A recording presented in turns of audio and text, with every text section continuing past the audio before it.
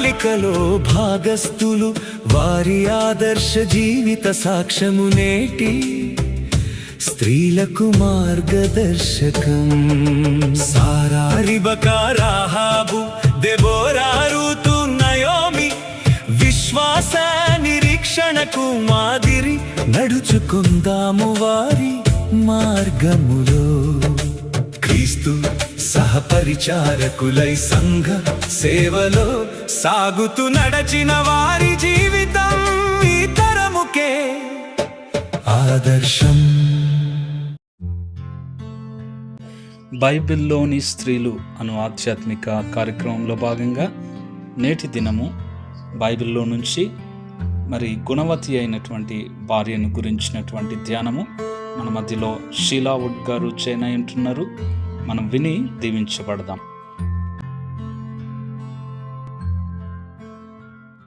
Praise the lord.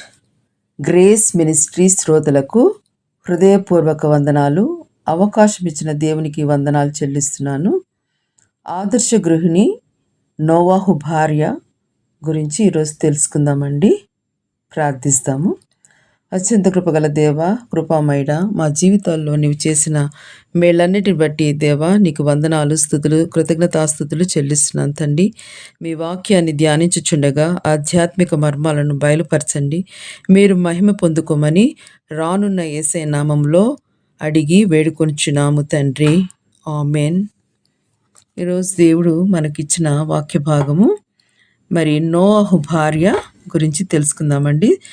సామెతలు 31:30 యెహోవా యందు భయభక్తులు గల స్త్రీ కొనియాడబడును. సామెతలు 31:10 గుణవతి అయిన భార్య దొరుకుట అరుదు. సామెతలు 18:22 భార్య దొరికిన వానికి మేలు దొరుకుట అరుదు. ఇలా చెప్పుకుంటూ పోతే దేవుడు బైబిల్ గ్రంథంలో ఎన్నో విషయాలు స్త్రీల గురించి వ్రాయించాడు. God is silent listener. నిశ్శబ్దంగా ఉండి అన్నీ దృష్టించే దేవుడుగా ఉన్నారనమాట. ప్రతి పురుషుని వెనుక మరి దేవుని హస్తం ఉంటుంది. ప్రతి పురుషుని వెనుక మరి ఆదర్శమైన ఒక స్త్రీ కూడా మరి వెన్నెముక వలె ఉంటుంది. ప్రతి పురుషుని సక్సెస్కి మరి వెనుక ఒక స్త్రీమూర్తి ఉంటుంది. అదే సమయంలో ఒక పురుషుని అధోగతికి వెనుక కూడా ఒక స్త్రీ ఉంటుంది అనేది లోకంలో నానుడి. అయితే ఒక సంసారం అనే నావ సరిగ్గా నడవాలి అంటే భర్తకు భార్య సహకారము, భార్యకు భర్త సహకారం కావాలి. ఒక ఎద్దుతో మరి భూమిని దున్నలేం కదండి. 2 ఎద్దులు సహకారంతోనే, అంటే ఆ 2 ఎద్దులు సరిగ్గా నడిచి సరిగ్గా పనిచేస్తేనే ఆ యొక్క మరి భూమిని దున్నగలుగుతాం. ఒక నాణ్యంలో బొమ్మ ఒకవైపు, బొరుసు మరొక వైపు ఉంటేనే చెల్లుతుంది. కాబట్టి సంసారంలో మరి ఆ యొక్క చెల్లుబాటు అంటే ఆ యొక్క ఆదర్శ కుటుంబంగా ఉండాలంటే, మరి ఇది ఒక విశ్వాస కుటుంబంగా ఉండాలి అంటే, మరి దేవుని యొక్క సన్నిధిలో గడపాలి అంటే ఇద్దరు సహకారం కూడా ఉండాలి. జీవితం అంటే సముద్రం లాంటిది. ఎన్నో అలలు, ఉప్పెనలు, తుఫానులు వస్తాయి. అయితే అవన్నీ కూడా తట్టుకునే శక్తిని దేవుడిస్తాడు. అయితే ప్రయాణం చేయాలనే ఆ శక్తి, మరి సురక్షితంగా వెళ్ళాలి అనే, మరి సురక్షితంగా ఒక గమ్యం చేరాలి అనే ఒక లక్ష్యము మనకు ఉండాలి. శోధనలు ఎన్నో వస్తాయి, వాటన్నిటి నుంచి తప్పించే దేవుడు మనకి ఉన్నాడు. కాబట్టి వాగ్దాన విషయంలో నమ్మకమైన దేవుడు మన పక్షాన ఉండగా, మన పక్షాన వాద్యమాడే దేవుడు, మన పక్షాన యుద్ధం చేసే దేవుడు ఉన్నాడు. కాబట్టి మనము ఏం చేయాలంటే దేవుని యందు భయభక్తులు కలిగి ఆయన వైపు చూస్తున్నప్పుడు ఖచ్చితంగా దేవుడు ఆయన మనల్ని నడిపిస్తాడనమాట. మరి ఇక్కడ పరిశుద్ధ గ్రంథంలో హెబ్రీ 11:7 విశ్వాసమును బట్టి నోవాహు అది వరకు చూడని సంగతులను గూర్చి దేవుని చేత హెచ్చరింపబడి భయభక్తులు గలవాడే తన ఇంటి వారిని రక్షణ కొరకు ఒక ఓడను సిద్ధము చేసెను. అయితే దేవుడు చెప్పిన రీతిగా, దేవుడు ఏ విధంగా అయితే తన ప్రణాళికలో నోవాహు ఉన్నాడో, దేవుడు చెప్పిన రీతిగా తను మరి ఆ యొక్క ఓడను తయారు చేయాలని సంకల్పము, మరి దేవుడిచ్చిన ప్రణాళిక చొప్పున చేయాలనే సంకల్పంలో ఉన్నప్పుడు మరి అతనే కాదు, అతని భార్య కూడా అతనికి సహకరించింది అని చెప్పుకోవచ్చు. ఎందుకంటే విశ్వాసి అయిన నోవాహుకి విశ్వాసి అయిన భార్య కూడా ఉన్నదనమాట. అయితే ఆమె గురించి మరి ఎక్కువగా ఇక్కడ మనకు సందర్భంలో రాయించలేదు, కానీ ఆ కుటుంబం మొత్తం గురించి మాత్రము మరి 6 సార్లు ఇక్కడ వ్రాయబడింది.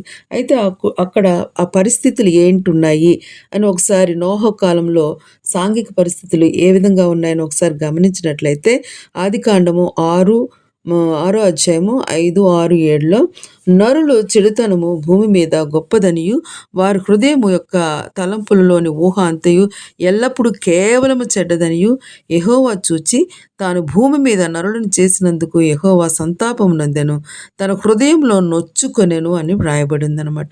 దేవుడు ఎంతో సంతాపపడ్డాడంట నరుని సృష్టించినందుకు.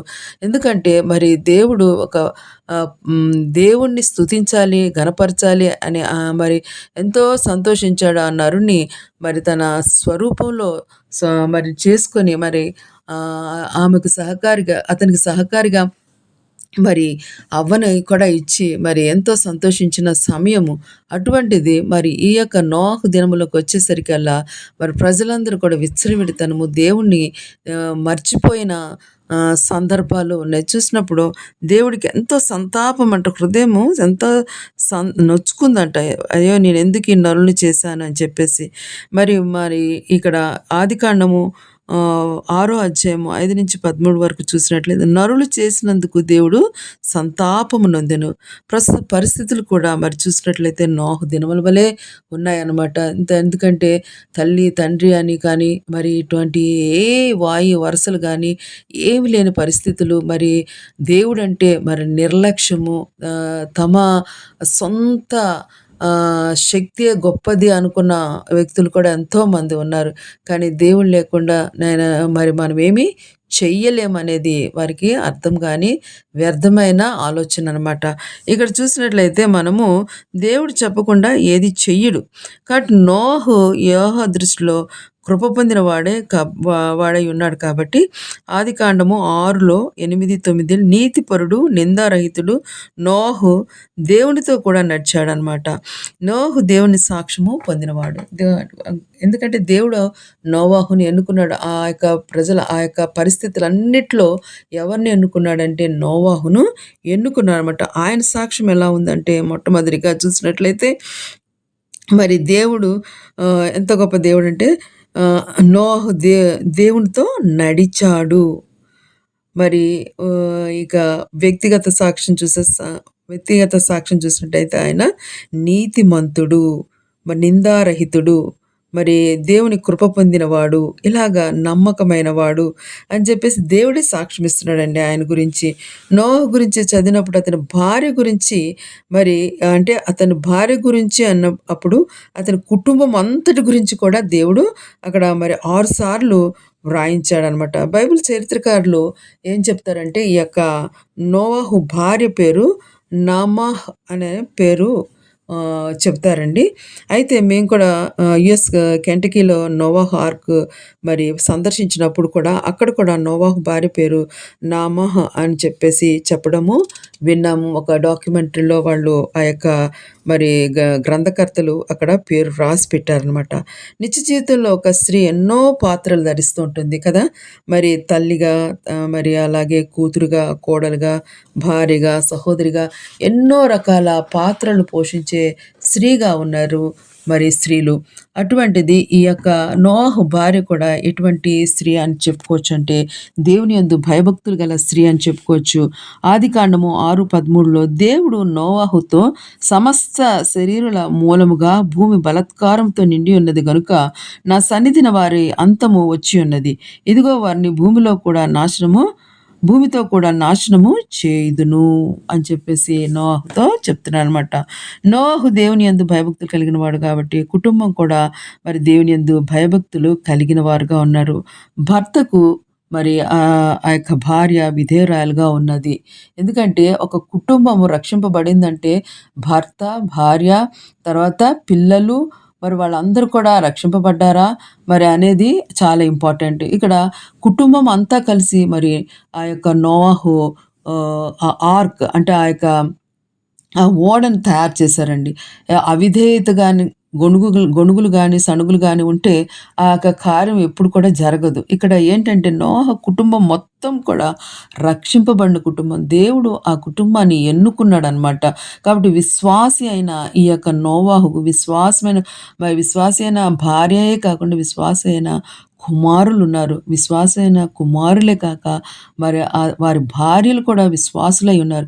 ఇవన్నీ విశ్వాసంతో ముందుకు జరిగారు అంటే దానికి వెనకాల ఒక భార్య అంటే నోవాహు ప్రార్థనాపరుడు, ఆయనకు సహకరించిన భార్య కూడా ప్రార్థనాపరులుగాను, తండ్రి ఓర్పు సహనము కలిగిన స్త్రీగాను ఉండాలి. అట్లా ఉంటేనే ఆ కుటుంబం అంతా కూడా రక్షింపబడుతుందనమాట. ఇక్కడ చూసినట్లు దేవునికి విధేయురాలు, అదేవిధంగా బిడ్డలను కూడా దేవునిలో పెంచిన స్త్రీగా ఈ యొక్క నోవాహు భార్యను గురించి చెప్పుకోవచ్చు. పిల్లల్ని ఎంత భయభక్తులు గలవారంటే భార్యలు కూడా అంటే ఆమె కోడళ్ళు కూడా వారిని అనుసరించి వారు కూడా భయభక్తులు కలిగి ఏ విధమైన ఆటంకము అడ్డంకు ఇబ్బంది ఎక్కడ కూడా ఆయన ఆ ఆర్క్ అంటే ఆ యొక్క ఓడను తయారు చేసినప్పుడు ఏ విధమైన అలజడి లేకుండా ఎంతో చక్కగా అది కట్టబడిందని చెప్పుకోవచ్చు. ఎందుకంటే 120 సంవత్సరాలు కట్టబడ్డం అంటే అది సామాన్యం కాదండి. ఒక్క రోజుకి 2 రోజులకి అలసిపోతాము, మనకు ఓర్పు సహనాలు ఉండవు. మనము దేవుడి వైపు చూస్తాము విశ్వాసంతో, కానీ ప్రభా ఏంటి ఈ పరిస్థితులు, మాకు అననుకూల పరిస్థితులు ఉన్నాయి, ఏ విధంగా మేము ఈ పని చేయాలి అని చెప్పేసి సనుగు గొనుగు ఉంటుంది. కానీ ఇక్కడ అయితే ఈ కుటుంబం మాత్రం ఎంత ఆదర్శమైన కుటుంబం అంటే, ఎందుకంటే ఆదర్శమైన తండ్రి ఆదర్శమైన తల్లి ఉండబట్టి వారు ఆ నడిపింపు ఎంత గొప్పదో ఇక్కడ తల్లి పాత్ర నోహ్ భార్య పాత్ర ఎంతో గొప్పదని చెప్పుకోవచ్చు అనమాట. ఆమె దేవుని యందు భయభక్తులు కలిగిన స్త్రీ కాబట్టి పిల్లల్ని కూడా అంత చక్కగా పెంచింది, కోడళ్ళను కూడా అంత చక్కగా చూసుకుందని చెప్పుకోవచ్చు. 1 పేతురు 3:1-2-3లో చూసినట్లయితే భార్యలు భర్తకు విధేయులయుండి పరిశుద్ధ అలంకారములు ధరించుకొని సాధువుగా మృదువుగా ఉండాలని పేతురు గారు రాయించాడు. పరిశుద్ధాత్మ ద్వారా రాయించారు. ఏ విధంగా ఉండాలి ఒక స్త్రీ అని చెప్పినప్పుడు సాధువుగా ఉండాలి, తర్వాత మృదువుగా ఉండాలి, తర్వాత పరిశుద్ధాలంకారములు ధరించుకొని ఉండాలి అని చెప్పి అటువంటి స్త్రీ ఈ యొక్క నోవాహు భార్య అనమాట. దేవుని ప్రణాళిక నోవాహు భార్యకి చెప్పాడు. ఆమె నమ్మింది. ఎందుకంటే అమ్మా ఇది పెద్ద ప్రణాళిక, మనం చేయగలమా అని ఎక్కడ కూడా ఆమె అవిశ్వాసం చూపలేదు, ప్రశ్నించలేదు. ఎందుకు మనము చేయాలి, నిజంగానేనా, ఈ వర్షం ఏంటి, ఈ ఫ్లడ్స్ ఏంటి, ఇవన్నీ వస్తాయా, ఎక్కడ కూడా దేవుడు రాయించలేదండి. అతడు యథార్థవంతుడు, దేవునితో నిత్యం నడిచేవాడు కాబట్టి, నీతిమంతుడు కాబట్టి ఆ నీతిమంతుని భార్య నీతిమంతురాలుగా ఉన్నది. అయితే ఒకటి ఏంటంటే నీతిమంతుడు భార్య కదా, నీతిమంతులుగానే ఉంటారా అని చూసినట్లయితే బైబిల్ గ్రంథంలో కొంతమంది స్త్రీల గురించి కూడా దేవుడు రాయించాడు. లోతు భార్యను గురించి చూసినట్లయితే లోతు నీతిమంతుడు, భార్య లోకాన్ని చూసింది. ఎంతగా చెప్పినా కూడా ఆ లోకం వెనక వైపు చూసి లోకంలో ఉప్పు స్తంభంగా మారిపోయిందనమాట. అదేవిధంగా చూసినట్లయితే యోబు నీతిమంతుడు, అయితే భార్య అన్నీ పోయిన తర్వాత నీ దేవుణ్ణి దూషించి చచ్చిపో అని చెప్పేసి అనింది. అంటే ఏంటి ఇక్కడ మనం చూసినట్లయితే అంటే నీతిమంతుడు భార్య అంటే నీతిమంతులుగానే ఉంటారు అని కాదు, కానీ ఇక్కడ అవన్నీ వీరిద్దరి గురించి వ్రాయించినప్పుడు నోవాహు భార్య గురించి కూడా రాయించి ఉండేవాడు, కానీ దేవుడు ఆ యొక్క పరిశుద్ధాత్ముడు వ్రాయించలేదు. అంటే అక్కడ ఆ భార్య ఎంత నీతిమంతుడి యొక్క భార్యగా ఆమె ఎన్ని మంచి కార్యాలు చేసిందో, ఎంత చక్కగా సహకరించిందో ఇక్కడ మనం తెలుసుకోవచ్చు అనమాట. ఇక్కడ మళ్ళీ చూసినట్లయితే వాళ్ళ గురించి రాసినప్పుడు ఈమె గురించి కూడా రాస్తారు కదండి. రాయలేదంటే ఆమె ఎంత విధేయురాలో, భర్తకు విధేయురాలైన భార్యగా మనం ఇక్కడ చెప్పుకోవచ్చు. ఉత్తమురాలైన స్త్రీగా కూడా చెప్పుకోవచ్చు. ఓడ కట్టాలి, అందులో మనం అందరం వెళ్ళాలి అని అన్నప్పుడు ఓడ కట్టడం ఏంటి, వెళ్ళడం ఏంటి అనలేదు, ఎదురు చెప్పలేదు. 120 సంవత్సరాలు దేవుడు చెప్పిన కొలతల ప్రకారం మనమైతే మనం ఖచ్చితంగా అడుగుతాము, ఎప్పుడు ఫినిష్ అవుద్దండి, మనకి ఎలాగ చెయ్యాలి, ఇవన్నీ ఎక్కడి నుంచి వస్తాయి. మనం ఉన్నది చూస్తే 8 మందే, మీరు నేను మన పిల్లలు. ఇంకా మనకు ఎవరు లేరు, సహకరించే వాళ్ళు లేరు. మరి అటువంటప్పుడు మనం ఎలా చేయాలని అని అడగలేదండి. అడగకుండానే మరి దేవుని ప్రణాళిక అది. దేవుడు చెప్పాడు చెయ్యాలి అంతే. కాబట్టి అక్కడ వచ్చిన వారందరూ కూడా వాళ్ళు ఆ యొక్క ఓడను స్టార్ట్ చేసినప్పుడు వాళ్ళు మరి 120 సంవత్సరాలు ప్రీచ్ చేసినట్టు లెక్క. ఎందుకంటే మరి వాళ్ళందరూ వచ్చి హేళన చేస్తుంటే, "ఏయ్! మీరెందుకు ఇక్కడ? ఏం నీళ్ళు లేవు, ఏం లేవు. ఈ ఓడ ఏంటి? మీరు కట్టడం ఏంటి?" అని హేళన ఎంతోమంది చేసుండొచ్చు. ఎగతాళి చేసుండొచ్చు. ఆ ఎగతాళిని భరించలేక మరి భర్తనొచ్చి, "ఏంటండి వీళ్ళందరూ ఇట్లా అంటున్నారు. మనమేంటి మరి ఇట్లా నిజమేనా? మరి మీరు సరిగ్గా విన్నారా? నిజంగా దేవుడు అట్లాగ ఎక్కడ కూడా ఆమె మాట్లాడలేదండి.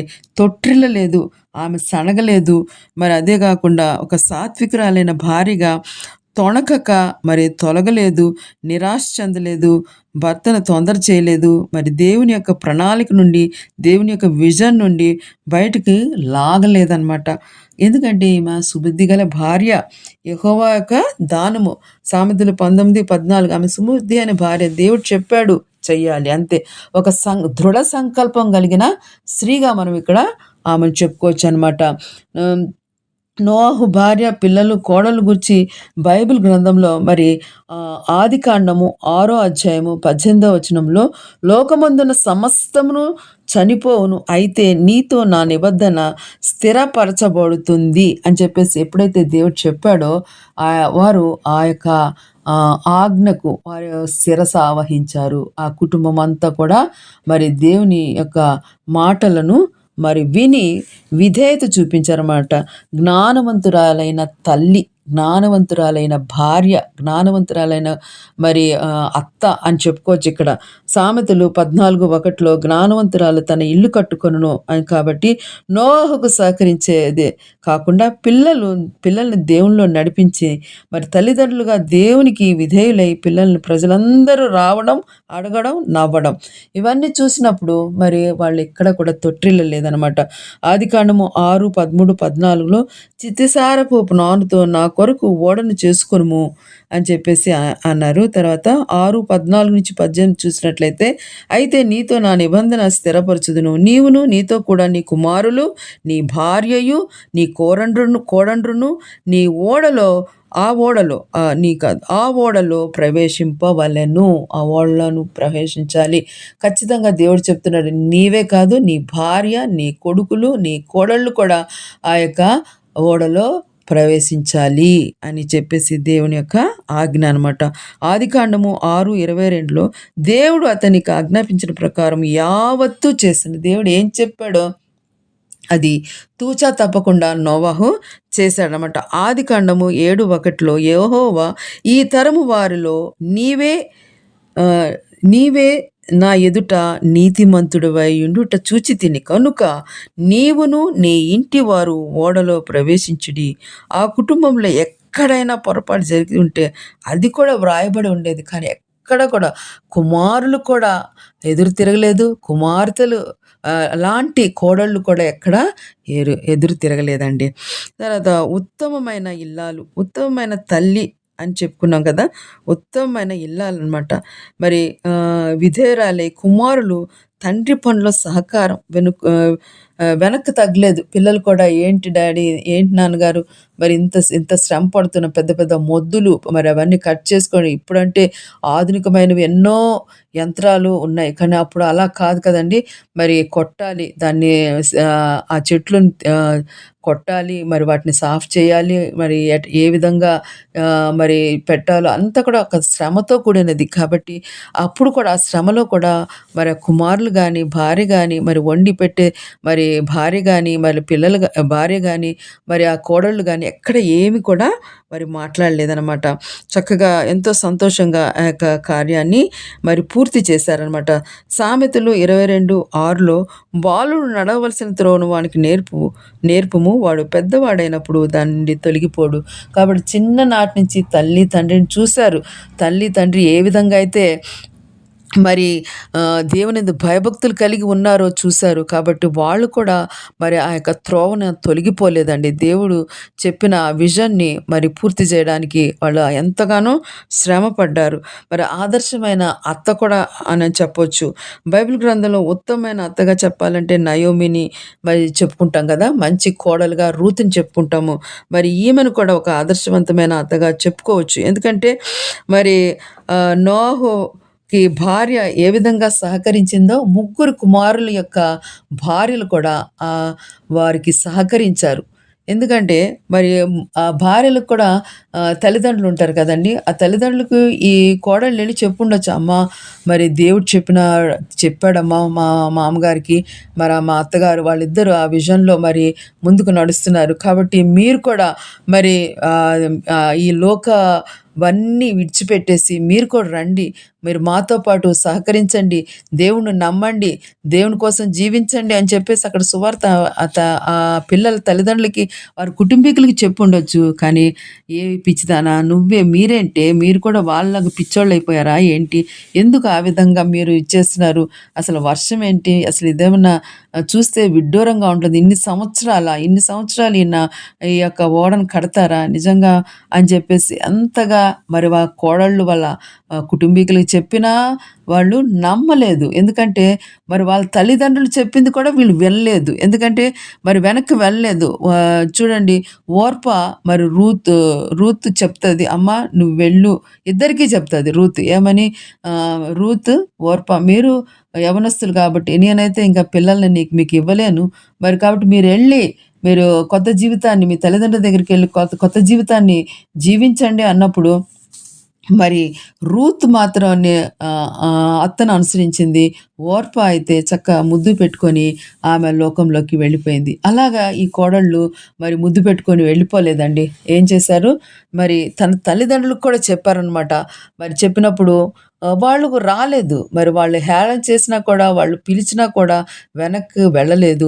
వాళ్ళు తమ భర్తలతోనే వాళ్ళ అత్తమామలతోనూ మరి సహకరించి వాళ్ళు మరి ఆదర్శంగా వారు కూడా ఉన్నారు. ఎందుకు అనంటే ఇక్కడ మనం గమనించవలసింది ఏంటంటే మరి అత్తగా ఆమె ఎంత మంచి అత్తగారని చెప్పుకోవాలి కదా! ఎందుకంటే మరి అంత చక్కగా వారిని చూసుకుంది. ఒక కూతుళ్ళులాగా చూసుకుంది కాబట్టి వాళ్ళు ఆ యొక్క ఆజ్ఞను మీరలేదు. మరి ఆ అత్తమామల్ని వీడలేదు, భర్తల్ని వీడలేదు. మరి ఎంతో చక్కగా సంతోషంగా ఆ యొక్క కార్యంలో వాళ్ళు పాలిభాగస్తులు అయ్యారనమాట. కాబట్టి మరి ఎంత చక్కని అత్తగా మనము చెప్పుకోవచ్చు. మరి ఈ కాలం అత్తలు మనం చూసినట్లయితే మరి వారి జీవితాల్లో మరి వీరి నీలి నీడలు ఎక్కువగా కనిపిస్తున్నాయండి. చాలా కుటుంబాలు మరి విచ్ఛిన్నమైపోతున్నాయి అంటే ఆడదానికి శత్రువు. మరి వాళ్ళు భార్యాభర్తలు ఏవో పని చేసుకుంటున్నారు, వాళ్ళ పిల్లల్ని పోషించుకుంటున్నారు, మనం వాళ్ళకి సహకరిద్దాము, వాళ్ళతో ఉందాము అనే ఆలోచన కన్నా వాళ్ళిద్దరు ఎందుకు అంత నాకన్నా ఎక్కువగా నా కుమారుడు వాళ్ళ భార్యను ఎందుకు ఇంతగా ప్రేమిస్తున్నాడు, మరి నన్ను ప్రేమించటం లేదు అన్న ఆలోచనతో మరి వారి మధ్య మరి మరి పొరపచ్చాలు పెట్టి మరి ఎన్నో రకాలుగా కుటుంబాలను విచ్ఛిన్నమైనవి నేను కన్నులారా చూశాను. మరి వారి గురించి ప్రార్థిస్తున్నాను. కాబట్టి మరి స్త్రీలంగా మనం ఏం చేయాలంటే వారి యొక్క ఉన్నతిని చూడాలి, వారి యొక్క విశ్వాసాన్ని బలపరచాలే కానీ వారి మధ్యలో మనం వెళ్ళి వారి జీవితాలని విచ్ఛిన్నము చేయకూడదని దేవుడు మనల్ని హెచ్చరిస్తున్నాడండి. మరి అదే మనము ఆదికాండంలో 19:1 చూసినట్లయితే లోతు తన అల్లులను రమ్మంటాడు. లోతు మరి వెళ్ళేసి మీరు రండి, ఈ పట్టణం అంతా కూడా నాశనం అయిపోతుంది కాబట్టి మీరు రండి అన్నప్పుడు వాళ్ళు నవ్వారు. ఇదేంటి ఎందుకంటే ఈ లోకస్తులుగా ఉన్నారు. లోకస్తులని ఈ యొక్క లోతు ఎన్నుకున్నాడు అనమాట. అరే ఇంత భయంకరమైన ప్రదేశంలో నేను ఉన్నాను, మరి ఇటువంటి పరిస్థితుల్లో మరి ఇక్కడి నుంచి వెళ్ళిపోతే బాగుండు అని అనుకోలేదు. మరి అందులోని వాళ్ళనే ఆయన ఎన్నుకున్నాడు. కానీ వాళ్ళు ఏమో నవ్వేశారు. మరి ఆయనతోటి రాలేదు కాబట్టి వారందరూ కూడా నాశనం అయిపోయారు.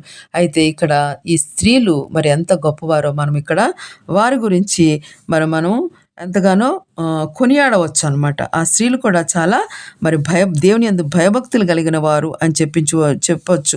పుట్టింటి వారింటికి వెళ్ళలేదు. మరి పుట్టింటి వాళ్ళు కూడా కాలగర్భంలో కలిసిపోయారు. మరి ఎంత చెప్పినా బహుశా విని ఉండకపోవచ్చు అనమాట. కాబట్టి ఉత్తమమైన కోడళ్ళుగా ఇక్కడ చెప్పుకోవచ్చు. ఉత్తమమైన అత్తగా కూడా మనము చెప్పుకోవచ్చు. మరి జ్ఞానవంతురాలైన ఈ యొక్క నోవాహు భార్య చాలా మరి ఎంత చక్కగా మరి ఒక ఆదర్శ కుటుంబంలో ఒక మంచి ఒక పెద్దగా ఆమె ఎంతగా ఆ కుటుంబాన్ని నడిపించిందో ఇక్కడ చెప్పుకోవచ్చు.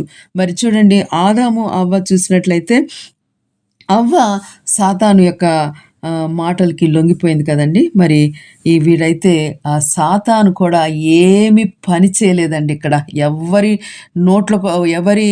నోటి నుంచి కూడా అసందర్భమైన వాక్యం రాలేదు, అసందర్భంగా మాట్లాడలేదు. మరి ఈ యొక్క సాతాను ఎంత విస్పర్ చేసినా కూడా, ఎంత ఆ యొక్క చెవుల్లో మరి ఎన్ని మాటలు మాట్లాడినా కూడా ఎవ్వరూ తొణకలేదు. అంటే అంత స్ట్రాంగ్గా దేవుని యొక్క మాట మీద, దేవుని యొక్క సంకల్పం మీద, దేవుని యొక్క మరి పనిలో కార్యసిద్ధిని సంపూర్ణంగా మరి కొనసాగించి దాన్ని పూర్తి చేసిన వారు ఈ కుటుంబము. అంటే భార్యనే మరి ఆ సంకల్పానికి ఒక నాందిగా మరి ఆయన నోవాహు మరి ప్రార్థనలో ఉండుండొచ్చు. ఈ యొక్క కుటుంబాలని ఈ కుటుంబంలోని వారందరినీ కూడా నడిపించింది నోవాహు భార్యగా. మరి ఒక ఉత్తమమైన భార్యగా, మరి ఉత్తమమైన అత్తగా, వివేకం గల స్త్రీగా మరి ఉన్నది ఈమె.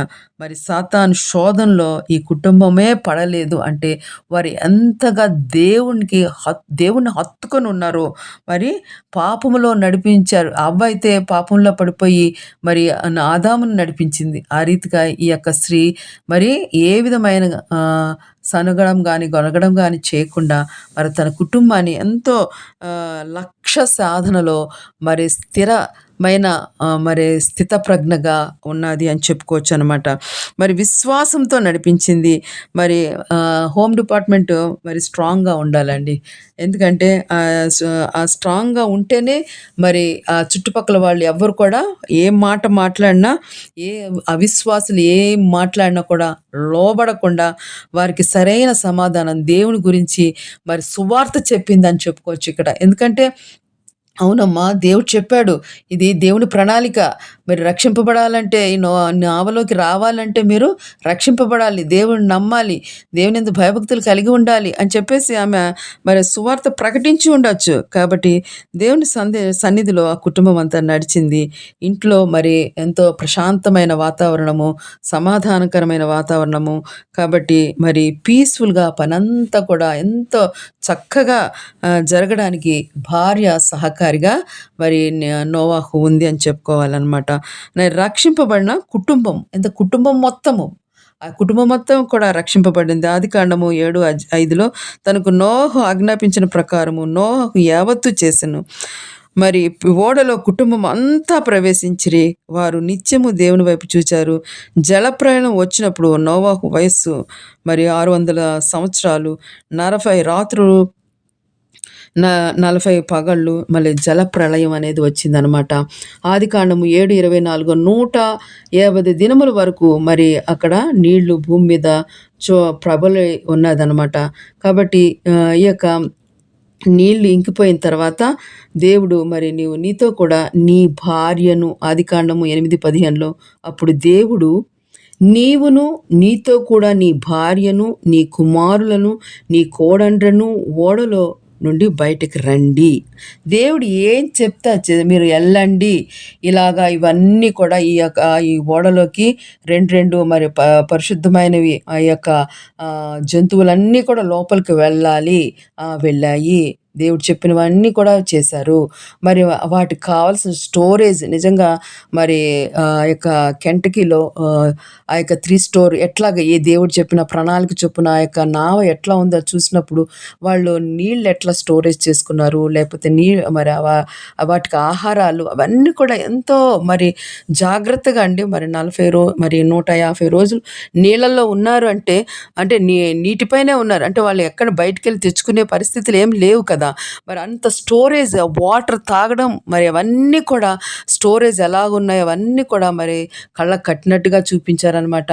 ఆ యొక్క నావలో ఎట్లా పెట్టుకున్నారు ఏంటి, ఎక్కడ ఏ మరి ఈ యొక్క జంతువులు మరి ఎలా ఉన్నాయి అన్నీ కూడా మరి సేమ్ నోవా ఆర్క్ అని చెప్పేసి కెంటకీలో మరి అక్కడ ప్రాంతంలో కట్టి మరి ప్రదర్శనకు పెట్టారనమాట.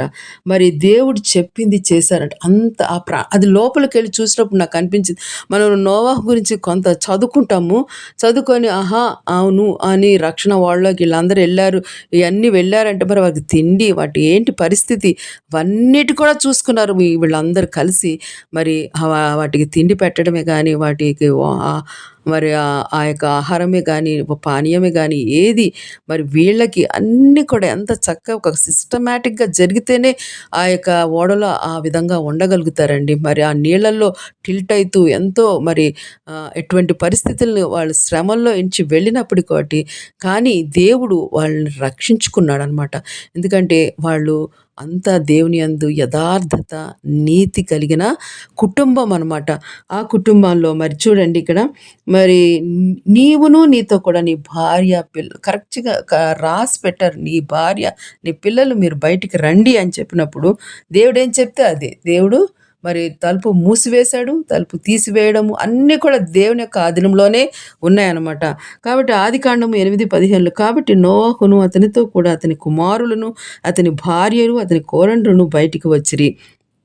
ఆదికాండము 8:20 అప్పుడు నోవాహు యెహోవాకు బలిపీఠము కట్టి పవిత్ర పశువులన్నిటిలోనూ పవిత్ర పక్షులన్నిటిలోనూ కొన్ని తీసుకొని ఆ పీఠం మీద దహన బలి అర్పించను, కృతజ్ఞతాస్తుతులు చెల్లించను.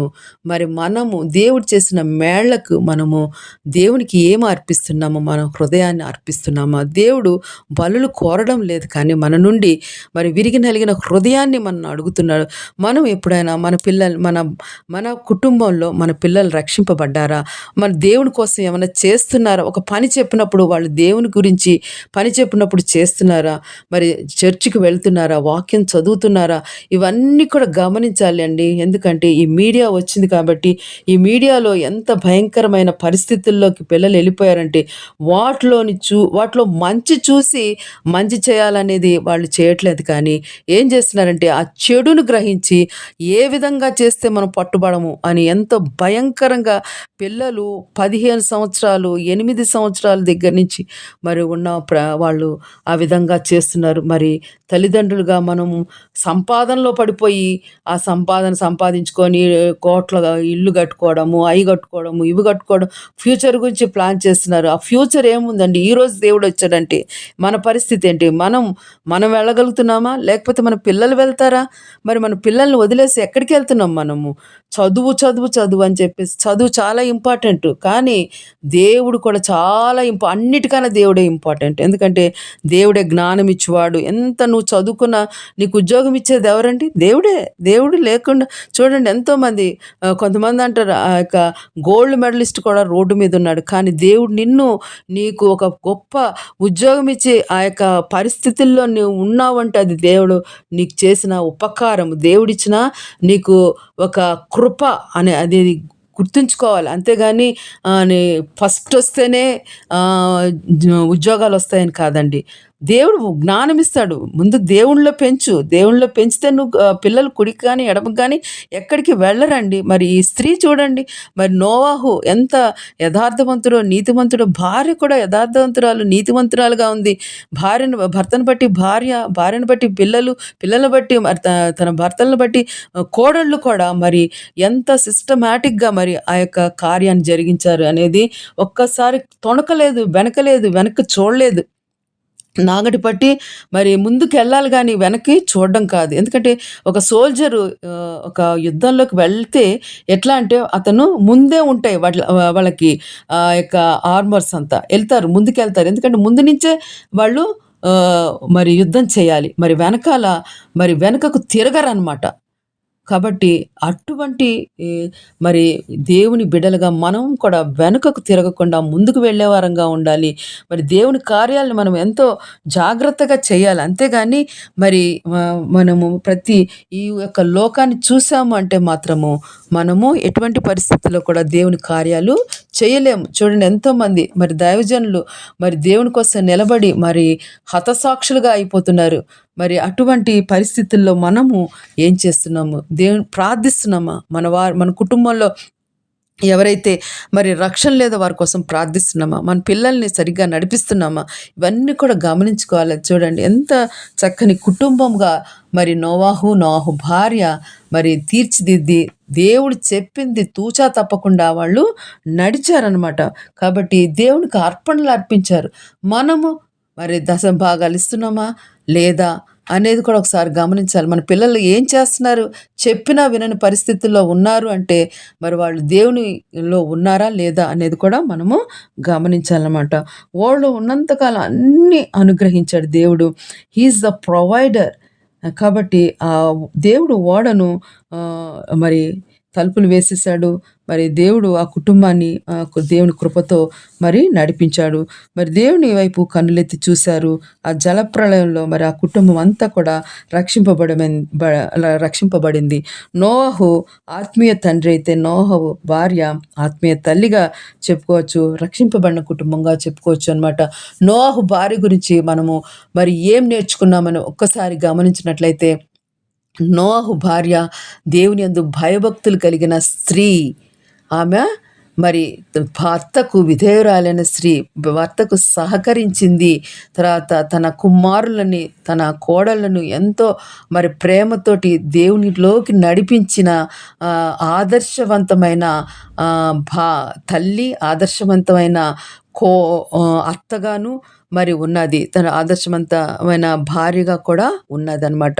ఇంకా అదే కాకుండా దేవుని రక్షణ మార్గంలో తాను నడవడమే కాకుండా తన పిల్లల్ని కూడా నడిపించి మరి యొక్క ఆదర్శమైన గృహిణిగా మరి మనకు తెలుస్తుంది. కాబట్టి మనమేం చేస్తున్నాము? మనం కూడా మన పిల్లల్ని సరైన రీతిగా నడిపించినట్లయితే మన కుటుంబం కూడా రక్షింపబడుతుంది.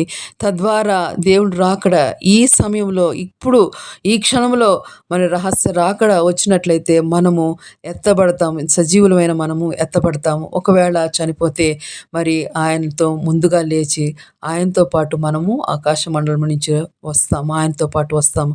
కాబట్టి ఇదే రక్షణ దినము. మరి ఈ దినాన్ని మనము మన పిల్లలకు కూడా మరి చెప్పాలన్నమాట. ఆ యొక్క తల్లి భార్యగా మరి ఎంతగా చెప్పిందో ఆ యొక్క నోవహు భార్య నామహ, మరి అదేవిధంగా మనం కూడా మన పిల్లల్ని ఆ యొక్క రక్షణ నావలోకి మరి ఎంటర్ అయ్యేలాగా మనము, మన పిల్లలు, మన పిల్లలు, మన స్నేహితులు, బంధువులు అందరికీ కూడా సువార్త ప్రకటించాలి. సర్వలోకంకి వెళ్ళి సువార్తను ప్రకటించమన్నాడు దేవుడు. కాబట్టి మనం ప్రకటించేవారుగా ఉండాలి. ఈ యొక్క వాక్యమును దేవుడు దీవించునుగాక. ఆమెన్. ప్రార్థించుకుందామండి. దయగల దేవ, కృపగల తండ్రి, మీకే వందనాలు, స్తుతులు, స్తోత్రాలు నాయన. ఈ వాక్యాన్ని నాయన ధ్యానించడానికి నాయన నోవహు భార్య మరి ఎంతగా నాయన చేసింది అవన్నీ కూడా మేము నెమరు వేసుకోవడానికి నాయన ఆ యొక్క నాయన పరిశుద్ధ గ్రంథంలో ఏవైతే రాయించావో తండ్రి అవన్నీ కూడా మేము తెలుసుకోవడానికి సహాయం చేశారు తండ్రి. మేము ఆ రీతిగా మేమును మా కుటుంబం కూడా రక్షింపబడి నాయన రక్షణ నావలో మేము కూడా నాయన మరి పాలిభాగస్తులుగా ఉండడానికి సహాయం చేయమని, నీకే మహిమ ఘనత ప్రభావాలు పొందుకోమని నజరేయుడైన యేసునామంలో, రానున్న యేసునామంలో అడిగి వేడుకొనుచున్నాము తండ్రి. Amen, amen, amen.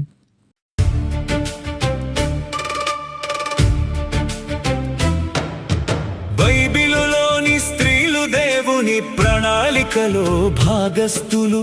వారి ఆదర్శ జీవిత సాక్ష్యము నేటి స్త్రీలకు మార్గదర్శకం.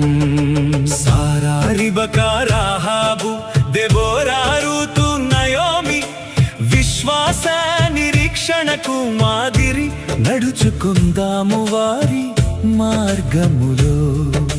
క్రీస్తు సహపరిచారకులై సంఘ సేవలో సాగుతూ నడచిన వారి జీవితం ఈ తరముకే ఆదర్శం.